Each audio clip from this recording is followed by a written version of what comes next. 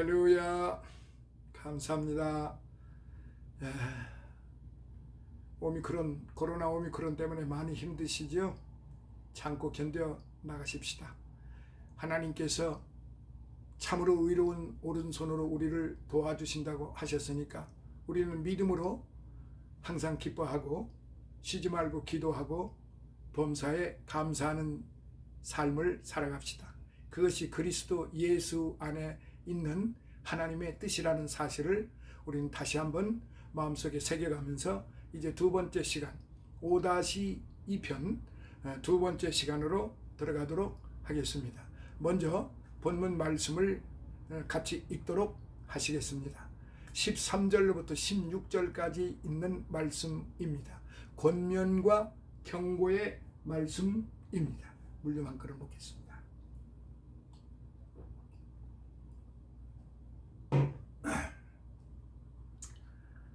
13절로부터 16절까지 시작합니다.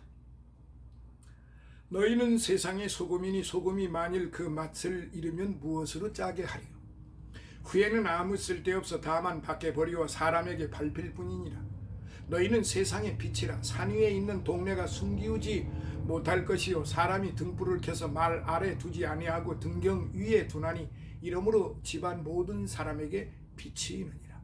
이같이 너희 빛을 사람 앞에 비치게 하여 저희로 너희 착한 행실을 보고 하늘에 계신 너희 아버지께 영광을 돌리게 하라 하는 산상수훈의 말씀입니다. 자, 절수를 살펴보도록 하겠습니다. 소금, 이는 제사나 언약 체결에 사용되어 순결을 상징하거나 변하지 않는 영원성을 나타냈습니다. 따라서 여기 세상의 소금이란 도덕적이고 영적으로 타락해가는 세상의 부패를 막아야 하는 성도들의 역할을 의미합니다. 맛을 잃으면 마땅히 해야 할 역할을 하지 못하여 더 이상 어떤 기대도 할 수 없는 상태입니다. 14절, 빛, 흔히 진리를 밝히 드러내는 상징적 용례로 사용되는데요. 세상의 참 빛은 오직 예수 그리스도뿐이시다. 요한복음 1장 9절, 8장 12절의 말씀. 그 다음 15절, 말, 곡식, 액체, 가루 따위의 분량을 재는 데 쓰이는 그릇입니다. 유대 사회에서는 말로 등잔을 덮어서 등불을 껐습니다.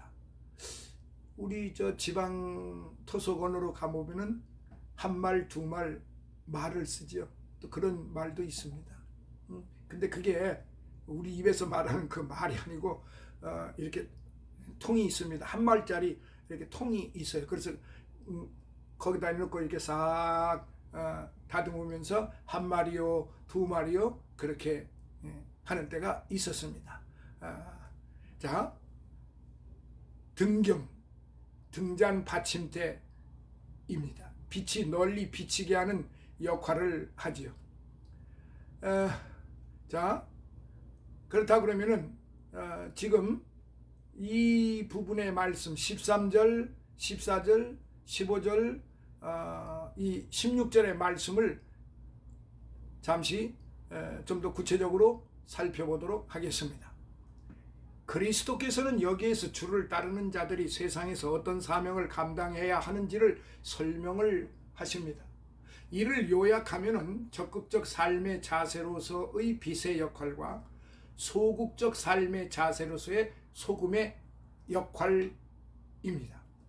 빛과 소금, 이 두 가지의 상징적 비유를 통해 그리스도인들이 감당해야 할 바를 살펴보면 다음과 같습니다. 첫 번째, 세상의 소금으로서의 그리스도인. 본문에서는 먼저 그리스도인을 세상의 소금으로 말하고 있습니다. 즉 죄악과 무지가 산더미처럼 쌓여 썩어가고 있는 인류 속에서 그리스도인들은 소금의 역할을 감당해야 한다는 것이지요. 그러므로 그리스도는 제자들을 세상에 보내심으로 그들의 삶과 교훈을 통해서 썩어져가는 인류를 지식과 은총으로 만나게 변화시키고자 하였던 사실입니다. 여기서 만나게라고 하는 건 음식을 먹을 때 만나, 그게 아니라 사람을 만나고 하는 그런 만남이 아니고 음식을 먹을 때 맛을 말할 때 그런 맛나게 변화시키고자 한다는 말씀입니다. 그런데 만약 그들이 목적에 합당하지 못한다면 그들은 맛을 잃은 소금이 되고 마는 거지요. 특히 그리스도께서 제자들을 세상의 소금으로 보내신 이러한 과정 가운데에는 오직 그분의 은총이 함께 있었어요. 즉 그들이 소금으로서의 맛과 역할을 감당할 수 있는 것은 그들 속에서 역사하시는 그리스도의 은총을 통해서인 것입니다. 갈라디아서 2장 20절. 그러므로 만약 그리스도의 교회의 큰 직임을 맡은 자라 할지라도 그에게 은총이 없다면 이것은 불행한 일이에요. 왜냐하면 어떤 교훈이나 수단도 그를 참다운 소금으로 유익한 자로 만들 수 없기 때문에 그렇습니다. 그렇기 때문에 적어도 교회의 직분을 받은 자, 교회 중직을 받은 자들은 세상 일을 하지 말라는 것은 아니에요. 세상 일을 하되 건설적이고 미래지향적이고 복이 되고 모든 사람들과 화목을 유지하고 모든 사람들과 같이 공유할 수 있는 그런 직업, 그리고 정직한 직업, 거짓이 없는 직업, 남에게 사기치고 남의 재물을 어떻게 쓰든지 칼취하려고 하는 그런 강제적 사업은 우리 믿는 사람들한테는 별로 그렇게 덕이 되지를 못한다는 거죠. 그래서 지금은 어떨는지는 제가 접해보지 않아서 잘 모르겠습니다만은 초기 시대에는 그 전당포, 그러니까 그 사채업이라든가 기타 무슨 호텔 여관업 같은 거 좀 이렇게 혐오스러운 그런 직업은 우리 교회 장로님들이나 집사님들, 성도들이 그런 것을 가급적이면 하지 않으려고 많은 노력들을 했어요. 제 어렸을 때만 해도 그랬습니다. 아유, 예수 믿는 사람이 그런 일을 하면 되느냐라는 소리들을 많이 들었죠. 근데 지금은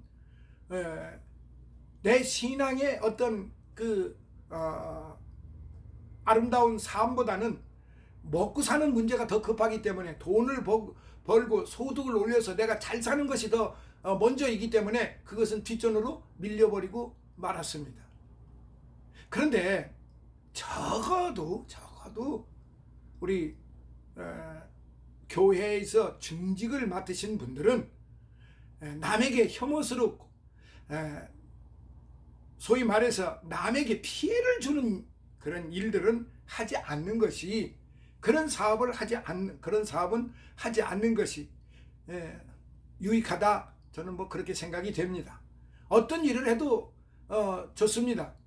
남에게 해를 끼치 않고 그것이 평화롭고 그것이 피스메이커와 같은 그런 사업이라면은 좋습니다. 그렇다고 해서 무슨 음란업, 그 풍기문란업을 하라는 것은 결단코 아닙니다. 모든 사람이 우리 그리스도인으로서 공통 분모를 갖고 서로 같이 화목하고 공유할 수 있는 그런 사업, 그런 환경이라면은 나쁠 거야 없지요. 우리도 열심히 땀 흘려서 일해서 소득을 내고 우리 가족들과 같이 아름다운 육의 삶을 영위해야만 하니까요. 그러나 모든 사람이 볼 때, 공통적으로 볼 때 그것이 바람직하지 못한 일이라면 안 하는 것이 좋죠. 그걸 어떻게 쓰든지 해버리고 발버둥 쳐봐야 백발백중 실패한다는 사실. 특히 다단계 같은 일, 돈을 결단코 벌 수가 없는 거예요.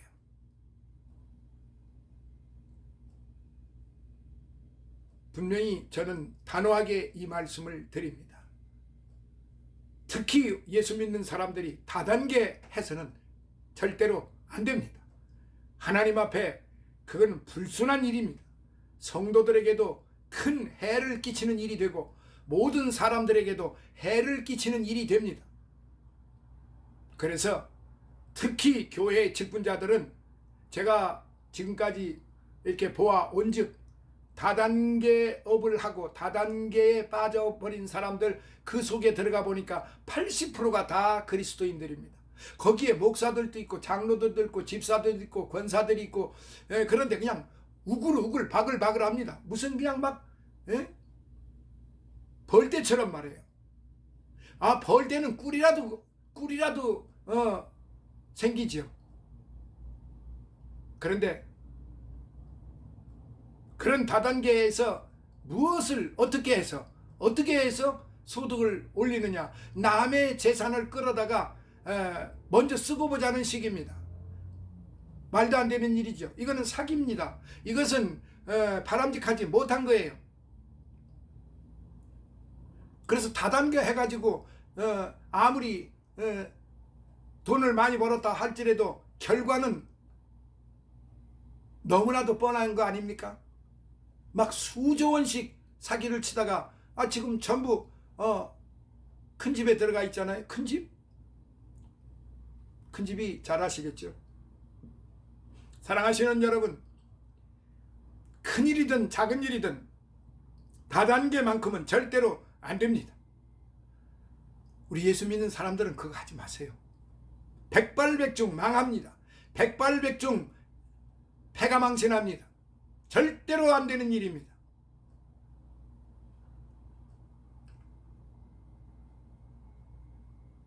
자, 두 번째, 세상의 빛으로서의 그리스도인. 그리스도인들은 세상의 빛이에요. 그러므로 세상 사람들에게 우리들은 밝히 드러날 수밖에 없고, 따라서 우리는 우리의 빛을 어둠이 가득한 이 세상과 이웃에게 비추어야만 하는 것인데, 다단계를 통해서 그런 풍기문란 그런 업을 통해서 많은 사람들에게 피해를 주면 되겠어요? 그러면 내가 돈 번다고 합시다. 그럼 다른 사람은 피해를 입었다는 사실이에요. 특히 우리들은 모든 착함과 의로움과 진실함을 추구함으로써 어둠에 놓인 세상 사람들이 완전한 빛을 발견할 수 있게 해야 하는 것입니다. 에베소서 5장 8절로부터 9절.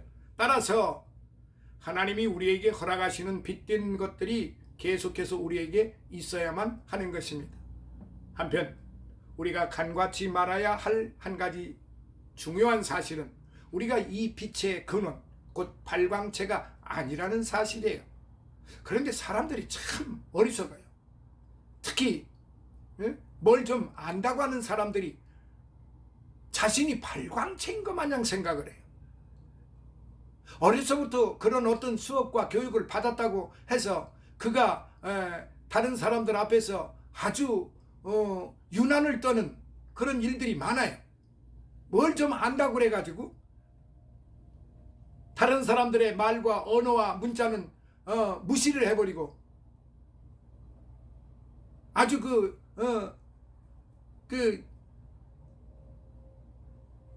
자기의 말은 옳고 자기의 생각은 옳고 자기가 배운 것이 옳고 다른 사람이 가지고 있는 것은 다 틀렸다는 이런 사고방식, 이런 것은 오늘 제가 말씀드리는 이 시간에 다시 한번 말씀을 드리는데 절대적으로 망합니다. 절대적으로 이러한 사람들은 실패합니다. 10번, 100번, 1000번을 해도 실패하게 되어 있습니다. 하나님이 싫어하시기 때문에. 자신이 발광체라고 하면은 그거는 하나님을 모독하는 것이에요. 유일하게 발광체는 하나님 한 분뿐이십니다. 우리 모두는 반사체인 것입니다. 하나님의 것을 받아서 우리가 빛을 비추어 주어야 되는 것입니다. 그리고 우리의 역할은 반사 역할입니다. 하나님의 것을 내가 받아서 그대로 반사시켜 주는 것입니다. 그런데 그것이 자기 것인 것 마냥, 그것이 자기가 똑똑해서 훌륭해서 지식이 충만해서 자기 것인 것 마냥 그렇게 나불거리는 그러한 일들이 우리 주변에서 비일비재하게 일어나고 있다는 사실입니다. 절대적으로 하나님이 기뻐하지 않으십니다. 그리고 앞에서는 사람들이 좋아하는 척 해도 뒤에 가서는 다 손가락질하게 됩니다. 제가 그런 사람들 한두 사람 본 게 아니에요. 있는 그대로 비록 좀 무식하고 좀 배운 것이 모자라고 기타 여러 가지로 부족한 것이 많다 할지라도 진실하고 순전하고 정직하게 되면은 비록 실수가 있다 할지라도 그 사람은 소망이 있는 사람이에요.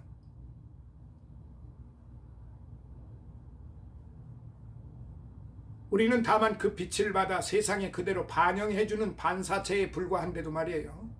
자신이 발광체처럼 행동하고 드러내 보이는 것은 하나님을 우습게 여기고 배은망덕하는 일이 아닐 수 없는 겁니다.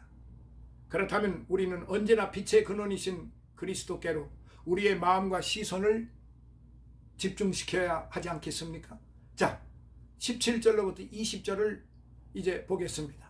율법을 완성하기 위해 오셨습니다. 예수 그리스도께서. 그래서 17절로부터 20절까지 같이 읽도록 하시겠습니다.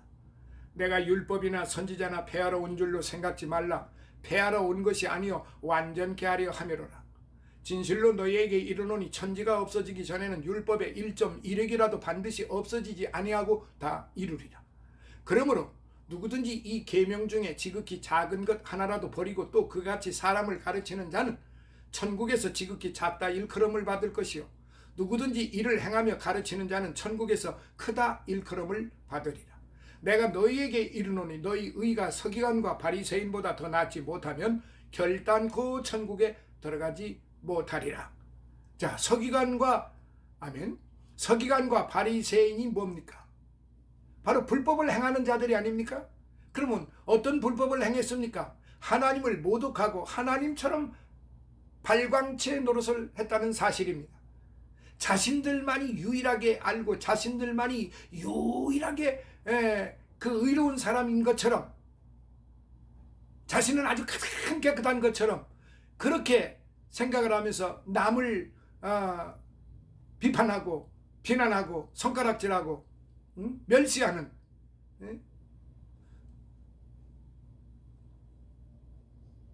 제가 지난 시간에도 말씀드렸지만 제 주변에서 이런 사람들이 참 제 앞에서 대놓고 그렇게 멸시하는 것을, 대놓고 무시하는 것을 듣다 못해서 제가 그 자리를 뛰쳐나오고 말았는데요. 만약에 그 자리에 있었으면 거기 있는 듣고 있는 사람이나 그 말을 한 사람의 머리통은 날아갔을 것입니다. 왜냐? 사람이 혈기가 있고 방장하기 때문에 참을 수가 없는 지경에 이르면은 무슨 일을 저지르는지 모르기 때문에 그렇습니다. 그러나 어려서부터 저는 이런 훈련이 아주 수없이 많이 받아왔기 때문에 그런 일이 생기면 얼른 피하는 것이 가장 상책이고, 내가 상대방들한테 무시를 당했다 할지라도 빨리 그 자리를 피해서 내가 주는 것이 그게 지혜로운 방법이라는 것을 깨달았기 때문에 그렇습니다. 육신의 마음은 죽이고 싶죠. 그냥 머리통을 부셔버리고 싶죠. 죄송합니다. 말이 좀 험악했습니다. 그러나 그렇게 해서는 안 되겠기에 그 자리를 빠져나오고 기도하는 마음으로 마음을 식히고 그 혈기가 나는 것을 죽이고, 무엇으로? 성령으로 내게 주신 은사로 그것을 채찍질하고 나를 죽이면서 그 시간을 넘겨야 되어야 하는 거죠. 그렇게 하기를 어디 한두 번이었겠습니까? 목회자로 25살 때부터 지금까지 내려오는 중에서 수많은 실수도 많이 있었습니다. 때로는 이런저런 비율을 맞추기 위해서 할 말 못할 말, 없는 말 있는 말 지어내는 말까지도 수없이 해보았습니다. 그러나 그것은 결과적으로는 아무런 유익이 되지 못하고 내 마음만 불편하고 괴롭고 또 괴로울 뿐이었습니다. 그래서 있는 그대로 얘기할 수밖에 없는 것입니다. 있는 그대로. 제가 나이가 지금 70이 넘었는데 깨달은 것은 싸움을 하는 것보다는 싸움을 피하는 것이 훨씬 지혜롭다. 그리고 훨씬 유익이 된다. 그렇게 마음을 먹게 된 것입니다. 내 앞에서 나를 위하여 아무리 악한 말을 하고 그야말로 오장육부가 다 뒤틀어지는 말을 해도 내가 돌아서서 빨리 그 자리를 피하는 것이 그게 더 현명한 방법이라는 것을 깨달았기 때문에 그렇습니다. 사랑하시는 여러분, 이제 이 말씀을 통해서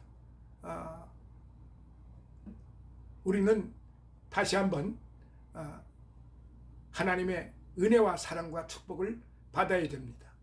자, 그래서 이제 17, 그러니까 18, 19, 20 이 부분에 대해서 말씀을 드리도록 하겠습니다. 앞전에 17절에 대해서 제가 말씀을 못 드렸는데요. 율법이나 선지자, 이 표현은 흔히 구약 성경 전체를 가리키는 것이었습니다. 이는 성문서, 시가서서부터 시편, 즉 잠언, 욥기, 아가, 룻기, 예레미야, 애가, 전도서, 에스더서, 그리고 역사서로는 다니엘, 에스라, 느헤미야, 역대기서를 제외한 히브리어 성경 주요 부분이 즉 5경, 창세기, 출애굽기, 레위기, 민수기, 신명기, 이게 모세 5경이라고 그러죠. 그런데 바로 오늘날의 소선지로 이사야, 예레미야, 에스라, 에스겔은 대선지서, 이렇게 구분이 되어 있는데요.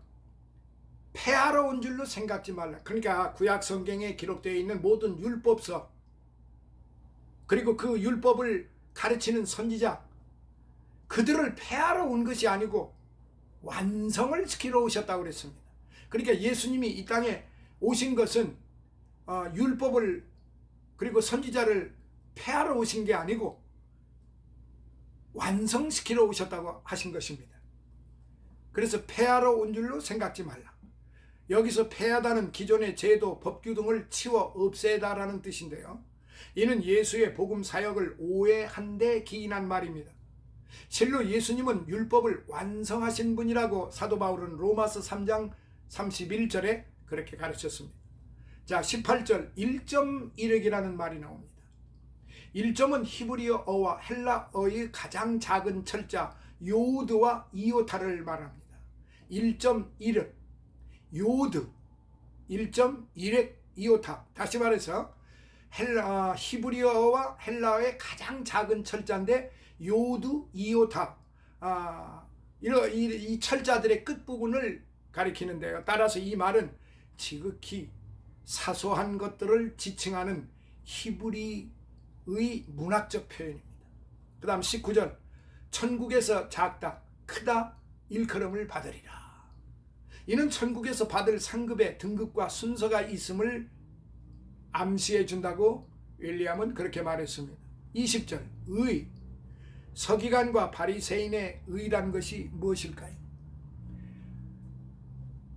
서기관과 바리새인의 의란 다분히 형식적이고 자기 중심적인 것이었습니다. 그러나 우리에게 중요한 의는 자기 스스로 생각하는 의가 아니라 하나님이 보시는 의여야 합니다. 지정의, 우리가 이런 말을 쓰지요. 지정의. 이건 내가 생각하는 지정의가 아니고 하나님이 보시는 지정의인 것입니다. 우리 이거를 모두 이렇게 잘못 생각하는 경우가 많아요. 자기가 가지고 있는 지식, 자기가 가지고 있는 어떤 정적인 요소, 의적인 요소가 자기 안에 있는 것으로 착각을 하는 것입니다. 절대로 그렇지 않습니다.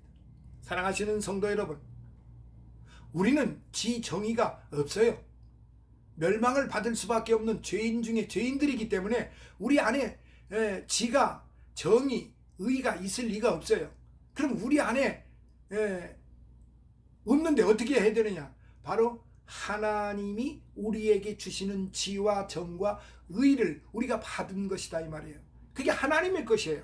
하나님의 것을 받아서 우리가 반사시켜 주는 것입니다. 지정의. 이거를 우리가 똑바로 알아야만 되는 것입니다. 그렇기 때문에 오늘 저와 여러분들은 이제 이것을 분명히 알고 메시아 왕국의 새 법을 선포하시는 예수 그리스도께서 하나님의 권위를 선언하시고 또 하나님의 말씀으로서의 율법의 권위를 변호하시는 장면입니다. 그래서 이 부분에 첫 번째, 율법과 그리스도와의 관계. 그리스도께서는 본문을 통해 율법과 당신과의 관계를 분명히 밝히고 있어요. 즉 그리스도께서 가지고 오신 복음은 율법을 폐하려 함이 아니요 완전케 하려 함이라고 직접 천명하고 계신 것이에요. 그분은 분명히 율법의 권위를 인정하며 그 권위 있는 율법의 정신을 완성케 위해서 오신 그런 오신 분이며, 그리고 당신 또한 권위가 있음을 입증하고 계시는 것입니다. 따라서 이 부분에서 우리가 유의해야 할 것은 그리스도께서는 하나님의 율법을 경홀히 여기라고 하지 않았다는 점입니다. 즉 어떤 죄인도 율법을 어긴 자신의 악한 행위를 회개하지 않고서는 그리스도의 의롭게 하시는 은총에 참여할 수가 없는 거예요. 오히려 복음서에 나타난 그리스도의 용서하시는 자비는 신자로 하여금 더욱 철저하게 자신의 죄를 깨닫게 이끄는 것입니다. 그러므로 그리스도인들에게 있어서 율법 준수는 더욱 당연히 해야 할 의무이고, 그리스도인의 죄를 깨닫게 그리스도의 용서하시는 자비는 신자로 하여금 더욱 철저하게 자신의 죄를 깨닫도록 이끌어줍니다. 그러므로 그리스도인에게 있어서 율법의 준수는 더욱 당연히 해야 할 의무이고, 그러나 만약 그리스도의 제자라고 하는 사람이 하나님의 율법에 불순종하며 다른 사람에게도 그와 같이 가르친다면 그가 아무리 높은 지위와 명성을 가졌다 할지라도 그는 더 이상 그리스도의 참된 제자가 될 수가 없는 거예요. 그러니까 우리가 율법과 율법을 우리가 지킨다고 하는 것은 율법을 우리가 폐하고 율법을 무시해서는 되는 것이 아닙니다. 바로 그리스도의 뜻을 우리가 따라가는 것이, 그게 율법을 지키는 것이고 그것이 선지자인 것입니다. 무슨 과거의 구약의 그 율법도 중요하지만은 주님이 이 땅에 오셔서 새 법을 지금 주시는 거예요. 이 산상수훈에서 말씀하시는 이 새 법이 바로 그리스도를 따르고 그리스도를 믿고 그리스도를 따르고 그리스도 뜻대로 살아가는 것이, 그게 새 법이라는 사실입니다. 그러나 만약 그리스도의 제자라고 하는 사람이 하나님의 율법에 불순종하고 다른 사람에게 그와 같이 가르친다고 하면은 그는 결코 그리스도의 참된 제자가 아니라는 사실이에요. 두 번째, 율법을 완성하는 길. 제가 지금 조금 전에 말씀드렸죠. 미안합니다. 사라가 좀 와가지고. 율법을 완성하는 길, 그리스도의 뜻을, 예수 그리스도의 마음을 닮아서 겸손하고 낮아지고 주님의 십자가의 길을 가는 것, 그것이 바로 율법을 완성하는 길이에요. 한편 그리스도인의 의로움만이 율법의 완성을 가져오는데, 그리고 이러한 그리스도의 의로움은 믿음을 통해서만 우리에게 전가되는 것입니다. 그것만이 모든 사람을 하나님의 나라와 영광에 참여케 하는 것입니다. 특히 성령에 의한 마음의 변화는 사람의 기질과 행동을 철저히 변화시켜 우리로 하여금 그리스도의 의를 닮아가도록 도와주는 것입니다. 자, 그러면은 이제 5장 21절로부터 26절 제6계명에 대한 예수님의 새 해석 21절로부터 26절까지 읽습니다. 옛사람에게 말한 바 살인치 말라, 누구든지 살인하면 심판을 받게 되리라 하였다는 것을 너희가 들었으나 나는 너희에게 이르노니 형제에게 노하는 자마다 심판을 받게 되고 형제를 대하여 나가라 하는 자는 공회에 잡히게 되고 미련한 놈이라 하는 자는 지옥불에 들어가게 되리라. 그러므로 예물을 제단에 드리다가 거기서 네 형제에게 원망 들을 만한 일이 있는 줄 생각나거든 예물을 제단 앞에 두고 먼저 가서 형제와 화목하고 그 후에 와서 예물을 드리라. 너를 송사하는 자와 함께 길에 있을 때 급히 사화하라. 그 송사하는 자가 너를 재판관에게 내어주고 재판관이 관예에게 내어주어 옥에 가둘까 염려하라. 진실로 네게 이르노니 네가 홀이라도 남김이 없이 다 갚기 전에는 결단코 거기서 나오지 못하리라 하는 말씀입니다. 자, 21절에 살펴봅니다. 옛사람, 이는 구약시대 때 율법의 지배를 받던 사람들을 말합니다. 심판, 모세가 광야시대에 재판관을 세운 이래로 유대인들은 각 마을에 설치된 재판소에서 재판을 받게 되었습니다. 22절, 형제에게 노하는 자마다 심판을 받게 되고 분노는 살인을 유발합니다. 따라서 이런 자들은 비록 행위로는 살인하지 않았다 하더라도 살인자로 여겨져 하나님의 심판을 피할 수가 없습니다. 이는 음욕이 간음 행위로 취급된 것과 동일한 이치입니다. 여기 나가는 뭐 밖으로 나가라는 게 아니라 이게 아주 악한 욕입니다. 즉 텅 빈 머리, 어리석은이라는 뜻의 아람어 레카의 헬라 음역에 따라서 이는 상대의 우둔함을 조롱하는 욕설입니다. 일본 말로 마가야로라는 말이 있죠. 아주 상대방을 정말로 무시할 뿐만 아니라 병신 취급을 하는 무식한 놈, 하여튼 여러 가지 의미가 있습니다.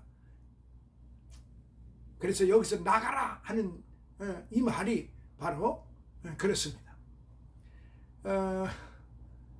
공회, 원어상 시네드리온이라고 말합니다. 이 시네드리온으로 유대 최고 의결기관인 사네드린을 가리키는데요. 여기서는 일반 법정으로 해석해도 무난합니다. 그리고 또한 지옥불, 제가 지난 시간에 게헨나라고 말씀드렸죠. 흰놈의 골짜기란 뜻의 히브리어 게인놈인데요. 헬라 음역입니다. 예루살렘 남쪽에 인접해 있는 흰놈의 골짜기는 이방 신들을 위하여 아이들을 제물로 바치던 곳입니다. 열왕기하 23장 10절, 역대하 28장 3절. 그래서 신약에서 이곳은 종말에 죄인들이 들어가게 될 지옥으로 상징이 됩니다. 그 다음에 23절부터 24절, 예물을 드리다가 생각나거든 먼저 화목하고, 화목의 중요성을 교훈하는 부분입니다. 여기서 이웃과의 화목이 선행되지 않고는 결코 하나님과 화목할 수 없다는 사실을 발견케 됩니다. 요한복음 13장 34절로부터 35절, 로마서 12장 10절, 25절에 송사하는 자, 법률상의 상대자로서 고소하는 자를 말합니다. 길에 있을 때 재판장으로 끌고 가는 도중에, 이때는 아직 화해하고 돌이킬 수 있는 시간과 기회가 남아 있는 때를 말합니다. 사화, 법으로 해결하지 말고 개인적으로 화해하라는 뜻입니다. 공동 번역에서는 도중에서 얼른 화해하여라로 번역하는데, 또 관예 있죠. 맨 끝에 관예, 재판관의 명을 받아 일하는 형리를 말하는 것입니다. 그 다음에 26절, 홀이라도, 여기서 홀이는 자는 저울눈의 최소, 홀이라고 하는 것은 자를 말하고 저울눈의 최소 간격을 말합니다.